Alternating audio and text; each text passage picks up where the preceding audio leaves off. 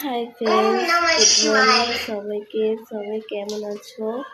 আমি মোটামুটি ভালো আছি, আগের থেকে শরীরটা একটু বেটার আছে। তো জ্বরটা একটু কমেছে, আর মুখে কিছু খেতে ভালো লাগছে না, স্বাদ নেই মুখে। একটা দিদিভাই কমেন্ট করে বলেছে যে করলা ভাজা খেতে, তো দেখি খেয়ে তারপরে দুপুরে রান্না হবে, তারপরে খেয়ে দেখবো যে সত্যি মুখে স্বাদ আসে কিনা। এখন আমার বড়মশাই আমার জন্য টিফিন বানিয়েছে, দেখো। তো এই যেটা বানিয়েছে, খেতে কিছু ভালো লাগছে না, সেজন্য এই যে আমার জন্য লঙ্কা আর কি পেঁয়াজ টিয়াজ দিয়ে করেছে ডিম টোস্ট। আর এই যে ওর জন্য করেছে শুধু ডিম দিয়ে, তাই তো? না পেঁয়াজ দিয়েছ?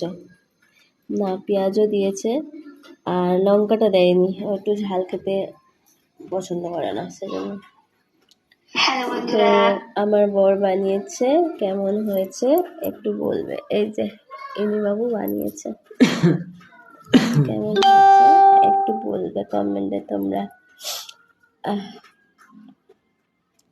আর ভালো লাগলে একটা লাইক কমেন্ট শেয়ার করে দেবে।